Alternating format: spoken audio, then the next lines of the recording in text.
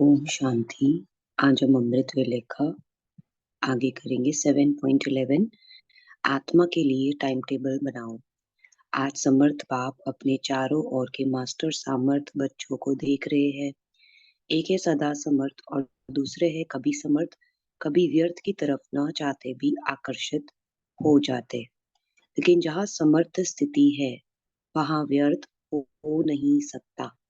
संकल्प भी व्यर्थ नहीं उत्पन्न हो सकता।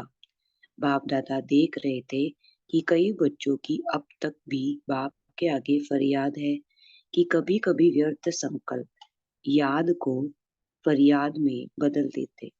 चाहते नहीं लेकिन आ जाते विकल्पों की स्टेज को। तो मेजॉरिटी समय तक समाप्त कर लिया है। लेकिन व्यर्थ देखना, व्यर्थ सुनना और सोचना, व्यर्थ समय गवाया, इसमें फुल पास नहीं है। बाबा इसमें बहुत सुंदर कह रहे कि जब तक हम समर्थ है ना, लेकिन इस समर्थता में व्यर्थ मिक्स क्यों होती है? क्योंकि उसमें व्यर्थ देखना, व्यर्थ सुनना और व्यर्थ सोचना, और इससे व्यर्थ समय गवाया। क्योंकि अमृत वेले से सारे दिन की दिनचर्या में अपने मन और बुद्धि को समर्थ स्थिति में स्थित करने का प्रोग्राम सेट नहीं करते, इसलिए अपसेट हो जाते। जैसे अपने स्थूल कार्य के प्रोग्राम को दिनचर्या प्रमाण सेट करते हो, ऐसे अपनी मनसा समर्थ स्थिति का प्रोग्राम सेट करेंगे तो स्वतः ही कभी अपसेट नहीं होंगे। जितना अपने मन को समर्थ संकल्पों में बिजी रखेंगे तो मन को अपसेट होने का समय नहीं मिलेगा। आजकल की दुनिया में बड़ी पोजीशन वाले, जिन्हों को आईपीवी या वीआईपी कहते, वह सदा अपने कार्यों की दिनचर्या को समय प्रमाण सेट करते। तो आप कौन? वह भले वीआईपी है लेकिन सारे विश्व में ईश्वरीय संतान के नाते, ब्राह्मण जीवन के नाते आप कितनी भी वी आगे लगा दो तो भी कम है, क्योंकि आपके आधार पर विश्व परिवर्तन होता है। आप विश्व के नव निर्माण के आधार मूर्त हो। बेहद के ड्रामा के अंदर हीरो एक्टर हो और हीरे तुल्य जीवन वाले हो तो कितने बड़े हुए। यह शुद्ध नशा समर्थ बनाता और देह अभिमान का नशा नीचे ले आता। आपका आत्मिक रूहानी नशा है, इसलिए नीचे नहीं ले आता, सदा उच्च स्थिति कला की ओर ले जाता। तो व्यर्थ की तरफ आकर्षित होने का कारण अपने मन बुद्धि की दिनचर्या सेट नहीं करते। मन को बिजी रखने की कला संपूर्ण रीति से सदा यूज नहीं करते। दूसरी बात, बाप दादा ने अमृत वेले से रात तक के सोने तक मनसा वाचा कर्मणा और संबंध संपर्क में कैसे चलना है व रहना है, सबके लिए श्रीमत अर्थात आज्ञा दी हुई है। एक छोटी अवज्ञा अमृत वेले का नियम आधा पालन करते उठ करके बैठ तो जाते हो, लेकिन जैसे बाप की आज्ञा है उस विधि से सिद्धि को प्राप्त करते हो। शक्तिशाली स्थिति होती है। स्वीट साइलेंस के साथ निंद्रा की साइलेंस भी मिक्स हो जाती है। बाप दादा हरेक को अपना सप्ताह का टीवी दिखाए तो बहुत मजा देखने में आएगा। तो आधी आज्ञा मानते हो, नेमिनाथ बनते हो, लेकिन सिद्धि स्वरूप नहीं बनते। बाबा इसमें कह रहे कि जब हम कोई नियम फॉलो करते हैं, उस नियम में एक विधि है, उस विधि में हमारी स्थिति बननी चाहिए। बाबा कह रहे अमृत वेले उठा ही एक नियम था, लेकिन उस नियम को जब हम पूरी तरह नहीं निभाते, या ना बाबा कह रहे इसमें नेमिनाथ बन के बैठे लेकिन सिद्धि स्वरूप नहीं बने, तो फिर वो आधा नियम है। इसको क्या कहेंगे? ऐसी छोटी छोटी आज्ञाएं हैं। जैसे आज्ञा है किसी भी आत्मा को ना दुख दो ना दुख लो, इसमें दुख देते नहीं हो लेकिन ले तो लेते हो। व्यर्थ संकल्प चलने का कारण ही है व्यर्थ देख लिया, सुन लिया तो दुखी हुए। बाबा कह रहे देखो कैसे व्यर्थ देखते हैं। कोई और आत्मा हमें कुछ देती है विकारोवश संकल्पोवश, तो उसमें हमें देखना नहीं। सुनी हुई बात न चाहते भी मन में चलती है। यह क्यों कहा, यह ठीक नहीं कहा, यह नहीं होना चाहिए, ये सब संकल्प जब चलते ये व्यर्थ है। व्यर्थ सुनने देखने की आदत मन को 63 जन्मों से है, इसलिए अभी भी उस तरफ आकर्षित हो जाते। छोटी छोटी अवज्ञाएं मन को भारी बना देती और भारी होने के कारण ऊंची स्थिति की तरफ उड़ नहीं सकते। यह बहुत गुह्य गति है, जैसे पिछले जन्मों के पाप कर्म बोझ के कारण आत्मा को उड़ने नहीं देते, ऐसे इस जन्म की छोटी छोटी अवज्ञाओं का बोझ जैसी स्थिति चाहते हो वह अनुभव करने नहीं देती। आप हर एक अमृत वेले से ही अपना टाइम टेबल बनाओ कि कि आज के दिन क्या क्या करना है। जैसे शारीरिक कार्य का टाइम टेबल बना, वैसे आत्मा की उन्नति का भी टाइम टेबल बनाओ। समझा? इसमें अटेंशन और चेकिंग कम है। अब ऐसा टाइम टेबल बनाओ, अमृत वेले अपने पुरुषार्थ की उन्नति का प्लान सेट करना कि आज किस विषय पर व किस कमजोरी पर विशेष अटेंशन देकर इसकी परसेंटेज बढ़ावे। हर एक अपनी हिम्मत के अनुसार यह प्लान बुद्धि में रखे कि आज के दिन में क्या क्या प्रैक्टिकल में लाएंगे, कितनी परसेंटेज तक इस बात को पुरुषार्थ में लाएंगे। अपनी दिनचर्या के साथ यह सेट करो और फिर रात को यह चेक करो कि अपनी सेट की हुई पॉइंट को कहाँ तक प्रैक्टिकल में और कितनी परसेंटेज तक धारण कर सके। यदि नहीं कर सके तो उसका कारण, और किया तो किस किस विशेष युक्ति से अपने में उन्नति का अनुभव किया।